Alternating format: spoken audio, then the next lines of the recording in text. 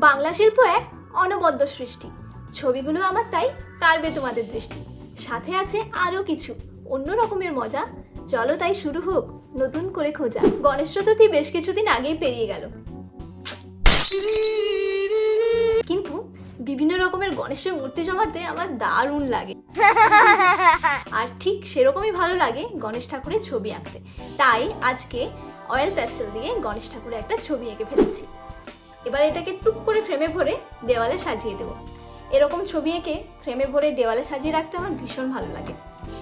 কোনো এক ভিডিওতে তোমাদেরও দেখাবো। ভিডিওটা যদি ভালো লেগে থাকে তাহলে লাইক শেয়ার সাবস্ক্রাইব করে দাও, কারণ লাইক শেয়ার যত হবে বাড়াবাড়ি স্বপ্ন পূরণ হবে তত তাড়াতাড়ি।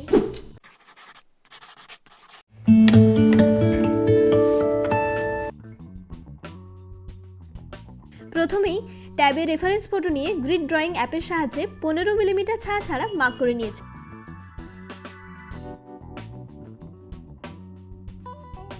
ছবিটা আঁকা ভীষণ সোজা, কিন্তু ছবিটা কিভাবে আঁকলাম ইতিবৃত্তান্ত জানতে হলে দেখতে হবে শেষ অবধি ভিডিও। A3 A4 যে সাইজের পেজে ছবিটা আঁকছো সেটা অ্যাপে দিয়ে দিলেই বলে দেবে যে কত মিলিমিটার ছাড়া ছাড়া স্কোয়ারটা বানাতে হবে। এইরকম ভাবে গ্রিড মেথডে ছবি আঁকলে আমার মতো নোংরা খুব সহজেই ছবির আউটলাইন করে নিতে পারে। পুরো ছবিটাই আমি এই ক্যামেলের অয়েল পেস্টেল দিয়ে করেছি, আর সাথে ইউজ করেছি এই কান খোঁচানো ইয়ারবাডগুলো। আবার ভেবো না যেগুলো আমি কান খুঁচিয়ে তারপরে ইউজ করেছি, ওগুলো নতুন নতুন।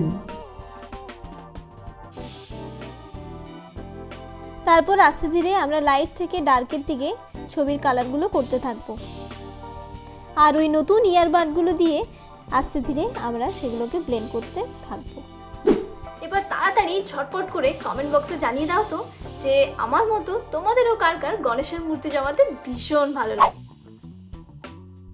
ব্লেন্ড করতে কিন্তু অনেকগুলো ইয়ারবাড লাগবে, তাই অনেকগুলো কাছে নিয়ে বসতে হবে, এক দুটো নিয়ে বসলে কিন্তু হবে না।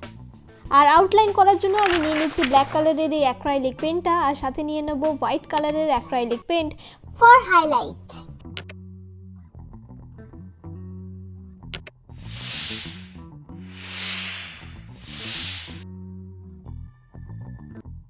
বেশ কয়েক ঘন্টা ধরে ঘষে যাও করতে গিয়ে যখন দেখলাম এই সাদা সাদা দাগগুলো আমি মেটাতে পারলাম না, তখন আমি সাহায্য নিলাম অ্যাক্রাইলিক কালারের।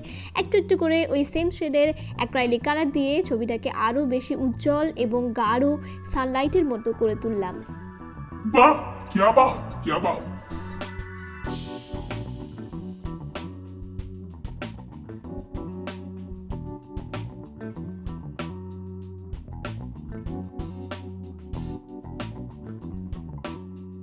ছবিটা কমপ্লিট হওয়ার পর 24 ঘন্টা শুকাতে দিলাম। তারপর ইউজ করলাম এই ভার্নিশটা, যেটা ছবিটাকে রাখবে অনেক বেশি উজ্জ্বল, তরতাজা এবং সেফ এবং সিকিউর ফ্রম ডাস্ট পার্টিকেলস।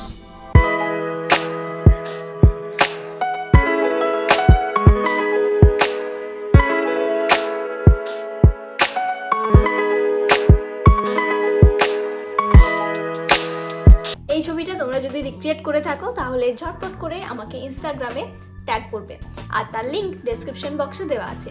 তোমরা যদি এই ছবিটা রিক্রিয়েট করে থাকো আমার ভীষণ ভালো লাগবে। ভিডিও ভালো লাগলে লাইক শেয়ার বেল আইকনে প্রেস। দেখা হবে পরের রবিবারে।